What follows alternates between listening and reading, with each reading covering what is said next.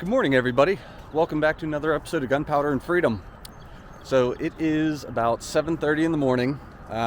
Pretty cold, pretty wet, because if there's anything consistent about Pennsylvania weather is that it is always inconsistent. Last week we had a couple days that were in the upper 60s. I think we even hit 70 once or twice. Today it's like 30 degrees, rainy, kind of snowy a little bit. It was hailing yesterday. So Pennsylvania weather is always all over the place. With that being said, I figured this morning would be a great opportunity to come up and not only release a little stress up here at the range, but get a gun review in for you guys.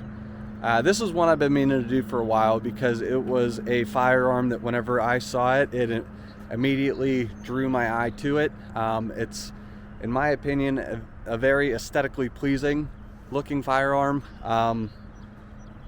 For the most part, I think a lot of pistols look kind of similar. They use kind of the same footprint platform, but there's something about this one that just kind of stood out to me the first time I saw it.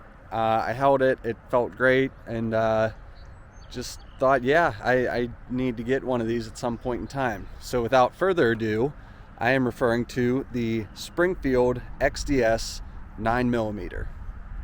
Okay, so there it is, the Springfield XDS. This one is chambered in 9mm. I actually do have the one that is chambered in 40 as well. That was in kind of an interesting story, but we'll save that for whenever we do the review video for that pistol. So needless to say, today we are focusing on the Springfield XDS 9mm. If you saw my last review video, that was the Sig Sauer P320 M18. Here's a link to it. You would have heard me talk about the differences in the sizing, whether it was a full-size pistol, a compact, or a micro size pistol. This is, again, going to be a compact pistol. It's a smaller compact as opposed to the M18. The M18 has a 3.7 inch barrel. The Springfield XDS series, they come in 3.3 as well as a 4 inch barrel. This particular one is 3.3. You have one 7-round mag as well as one 9. So they give you a little extender here. If you have bigger hands, to me, I'd like to think I have an average size hand. So the 7-round magazine, when that's in, my hand fits very comfortably on this grip. As you can see, my pinky's right at the bottom of that. It keeps my fingers nice and tight so I can have a nice firm grip on that. The pistol grip there, with the 9-round mag in, you get a little extra extension, but they still keep that contour so that your finger sits comfortably in there, which is something I really like. Now with this particular firearm, it is a single stack magazine. If you heard me talk about, if you saw the M18 video, you would know that the P320 platform by Sig comes in a double stack magazine. So you have a capacity of 17 rounds as well as 21 rounds. These are 7 and 9. So you'll see the magazine is much skinnier. The bullets sit directly on top of each other rather than staggered the way a double stack magazine does. So that gives you a much smaller grip. It's pretty skinny. So for me, whenever I'm out and about in the hotter months of summer, this is typically my go-to for a concealed carry firearm, mainly because it is a little bit shorter as well as a little bit skinnier, so I can fit it comfortably in my waistband.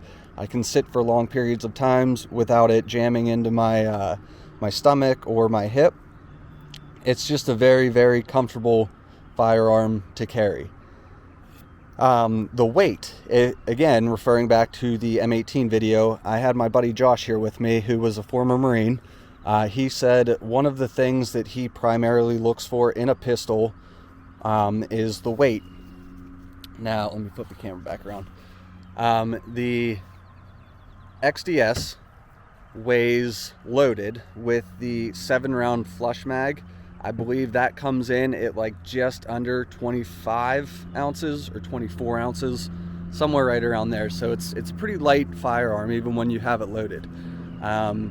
Comparing it to the M18, which weighs with the 17 round mag, I believe that's right around 27 to 28 ounces. So the firearm itself, the XDS, is a little bit heavier, even though it is a smaller firearm. The SIG M18, they make, you know, SIG does a different, they build their guns differently to save some weight as well as maintain reliability. The Springfield XDS, they build a wonderful firearm. I've never had any issues with this or the 40. They build them to last, they build them to be reliable, but they do build them a little heavier. So even though it is a smaller gun, skinnier and shorter, it weighs just a few ounces under whenever it's loaded with 7 rounds as opposed to 17. So with all that being said, I am going to get a different camera set up and show you guys how easy this one is to break down, and then we'll get it over there on the lead dump and get some rounds through it, do a couple tests with it. So like the SIG M18, the XDS series is a very easy gun to disassemble and do maintenance on. What you do, pull the slide back, put your slide lock up, flip your slide release up, and then whenever you slide it forward, with the SIG you can just slide it the whole way off. This is why it's very important. I made sure it was cleared. There's no magazine in it, there's no round in it, but when you get it to this position, you need to pull the trigger in. And that releases your slide. The recoil spring comes out, the barrel pops out, and just like that, you have it field stripped to do your regular cleaning and your maintenance on. Putting it back together is very simple again. As you notice, this is completely circle, so the recoil spring doesn't really matter, doesn't have a particular way to set in. Pull that back, put your slide lock up, flip that down, and you're good to go. But with the XDS, it doesn't have an external safety. What it does have is this button back here that needs to be pushed in with your hand, as well as your lever on the trigger that has to be pulled in order for that to go.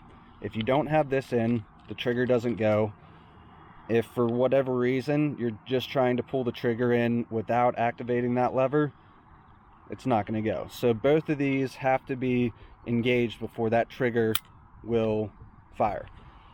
I do like this because if you're ever out and about and you're walking around, you don't have to worry about pulling your firearm, turning the safety off, and then discharging. You pull it out and it's ready to go. So I know I just said we're going to get set up at about 30 yards.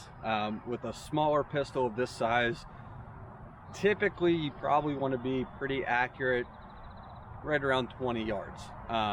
Like 10 to 20 yards. That way, if you identify an attacker, you have time to back up, pull your firearm and discharge it. As I've stated in other videos, smaller firearms have a larger room for error. There's not that much barrel there, so the slightest little movement can really throw your bullet off. So we're going to pull our shooting range into about 20 yards, and we're going to do some shooting.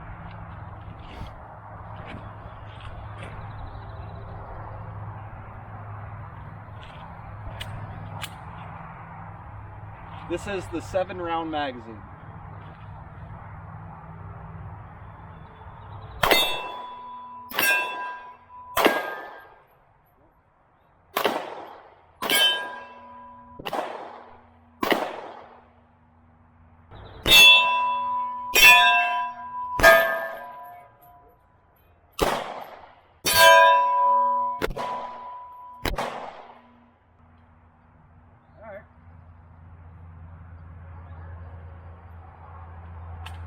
Shot the hanger off.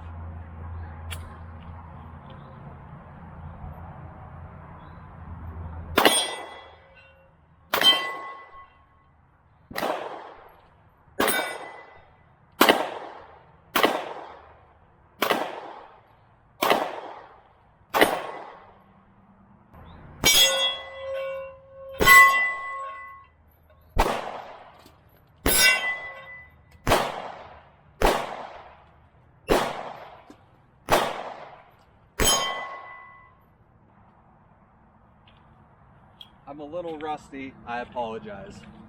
So just to clarify, for this round of shooting, we're using the Blazer Brass Black Pack 115 grain.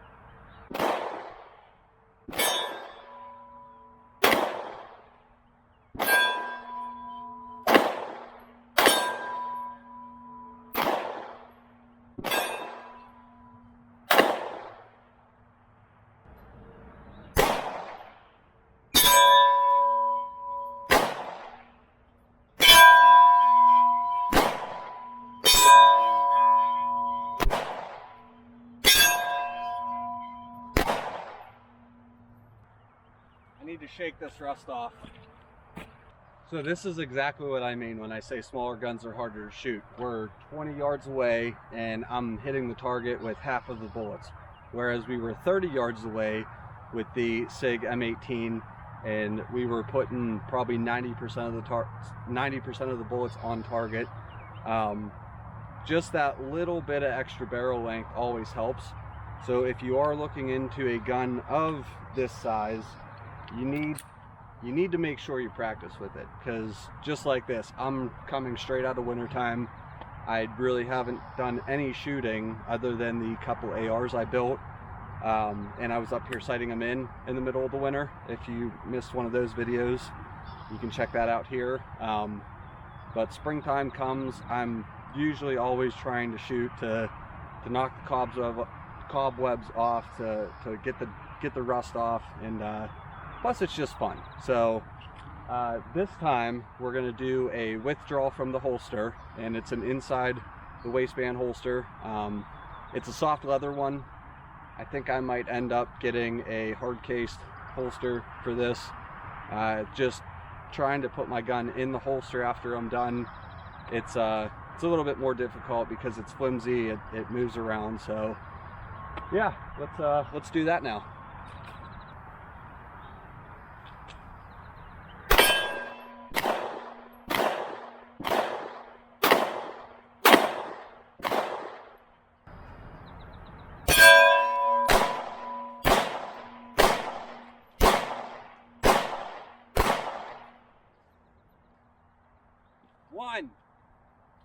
One out of 7. Pathetic.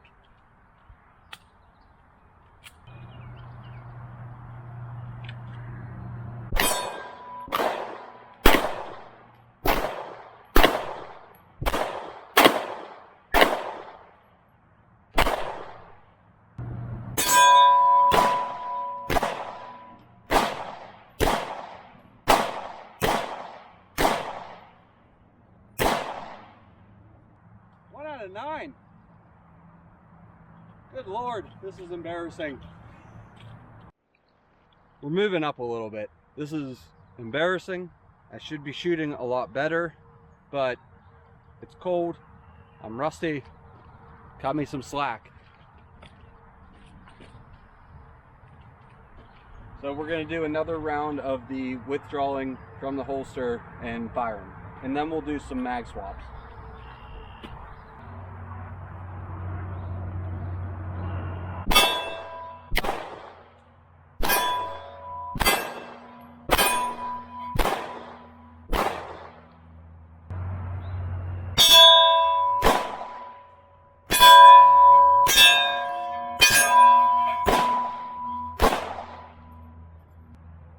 Better, but still missed a few.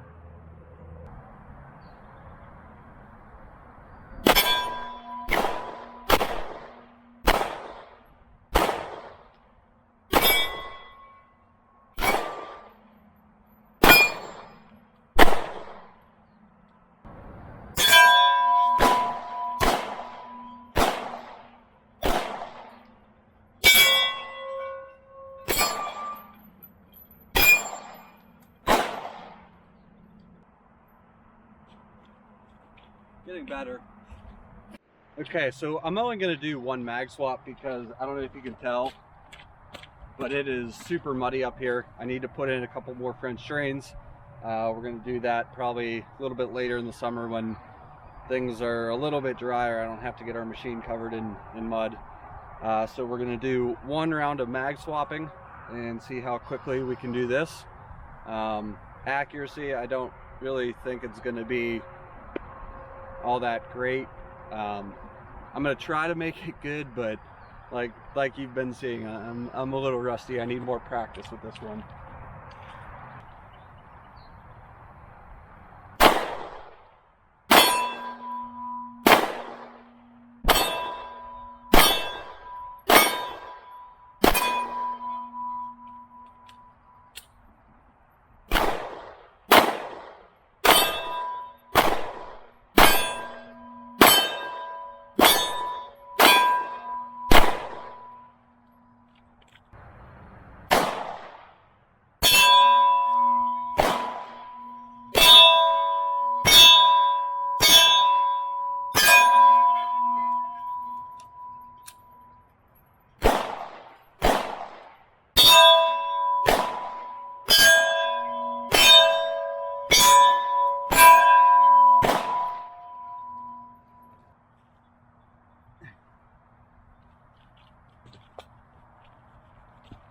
Okay, so the mag swapping, it's pretty good. Even starting with the 7 round, you know, you don't have, we're clear, you don't have that much room. The mag release button isn't really pronounced. It sits pretty flush with your grip, so you, unless you're shooting with this every day, unless you're extremely familiar, you kind of have to reach for it. With the SIG, with the Canics, those are all pretty pronounced. It hits your thumb, you know exactly where it's at, where this one, you kind of have to do a little bit of searching. So it dropped nice, the 9 round mag slid in nice. So mag swapping with this isn't really an issue. You just need practice, you need to familiarize yourself with it. So now we're going to switch over to the 124 grain bullets and see how much of a difference those make. Okay, so these are the Norma 124 grain full metal jackets. Just gonna see what they do through the Springfield XDS to see if there's really that much difference between a 124 grain and a 115 grain.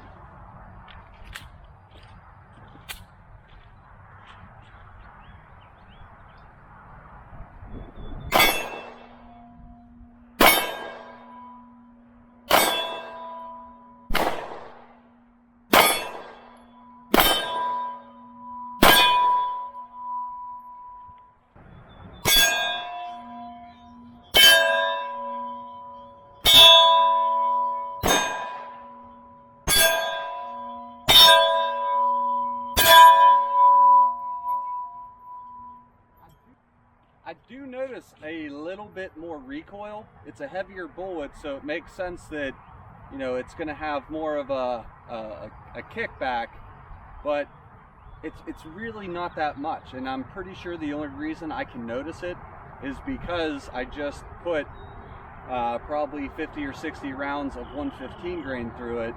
But if I were to shoot 115 today, come back 3 days from now and do 124, I really don't think I'd be able to notice.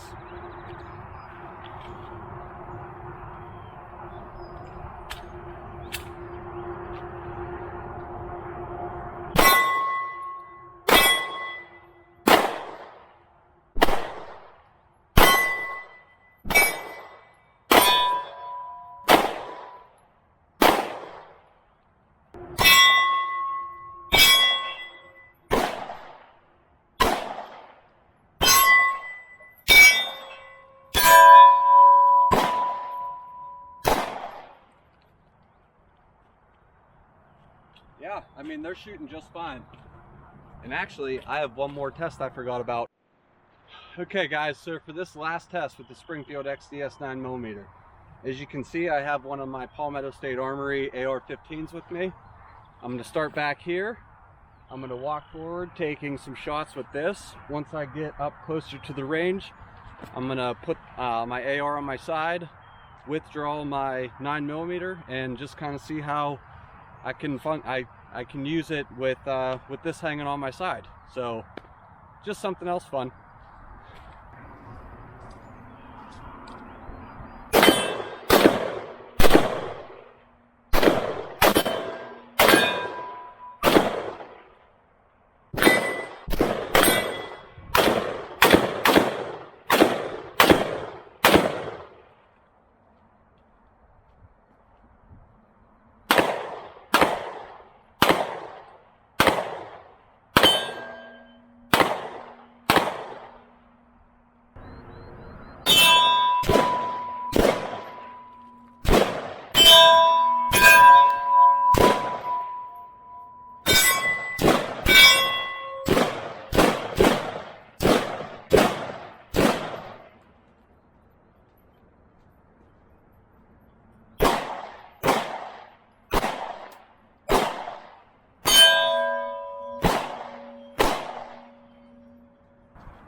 I don't claim to be the most accurate shooter, but you know, something for the weekend warriors such as myself.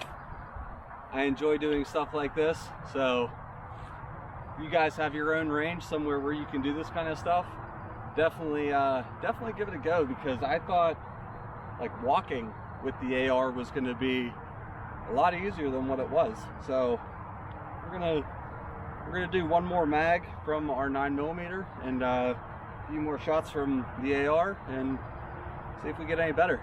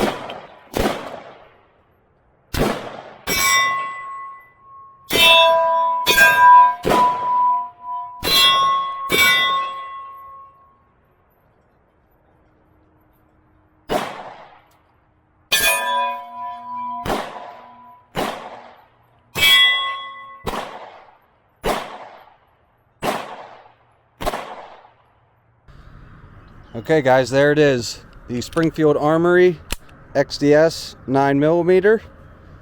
The 3.3 inch barrel with the 7-round and 9-round magazines.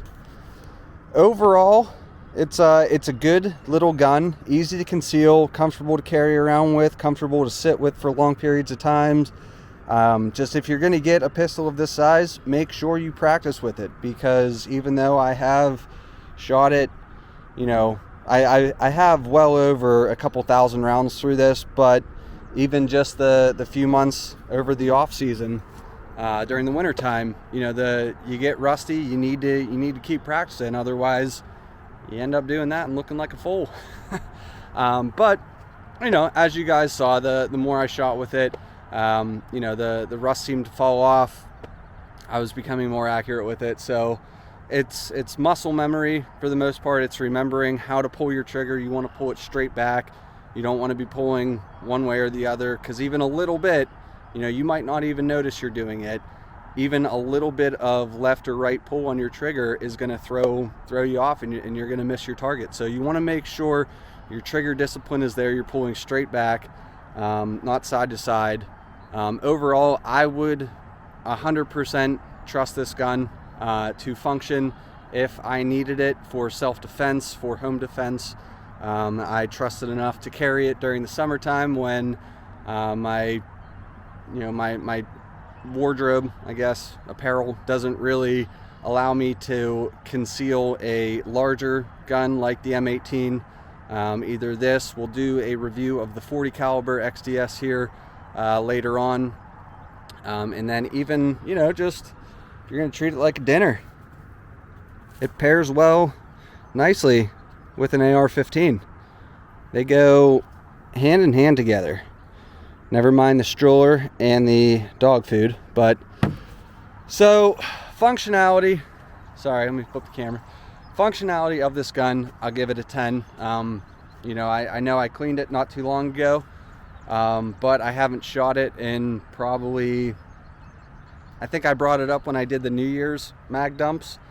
That was 4 months ago now. And then before, I think it's been a while since I shot it. So, you know, this is a gun that you can, you know, as long as you put it away clean, you can leave it sit for a year or two and it's still gonna come out of the safe and fire just as well as the day you put it away. It's, like I said, it's easy to conceal, it's light, you're not gonna have a whole lot of weight. I need to get a better holster before I feel comfortable running with it. I have some plans here coming up this summer to expand the lead dump and do some more interesting things. The full-blown tactical course with the bunkers and everything are probably gonna get put off until next year, but I do want to put a trail in through the woods here with just random targets that, you know, we can do more of those tests like you saw with the AR, where we're walking through a trail, you know, aiming at targets. So this is something that I would like to get a new holster for before I start doing that. So functionality, give it a 10. Reliability, I give it a 10.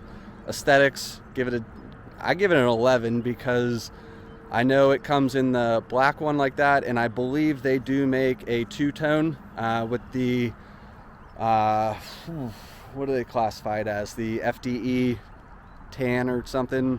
Half of it's tan, half of it's black. That was the one that I saw that really caught my eye. Price point, it's very, very cost effective. It's nothing you're going to break the bank on. I think right now they go for $400, $400 to maybe $450. But again, that's all depending on where you're at, how much your state charges for transfers and everything. So it's easy on the wallet. They have it chambered in 9mm 40 as well as 45, so there's a caliber for pretty much everybody. The 9mm 115 grain shot nice, very little recoil. Even the 124 grain, the heavier bullet, shot nice. Really not that much to notice there between the two different grains.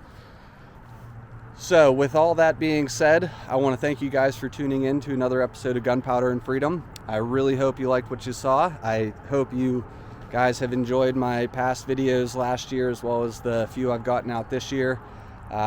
Thank you guys for all of your support. I will try to keep this kind of wide variety of content coming, whether it's firearms related, property development. We have an appointment set up with the soil scientist, so you guys are going to get to start seeing the forward moving, I guess, progression of Rachel and my future house here over at the Freedom Compound. So I'm really excited about that. But yeah, thank you guys a ton. If you like what you saw, please click the like and subscribe. Don't forget to like us on Instagram, and we'll see you next time. Have a great day.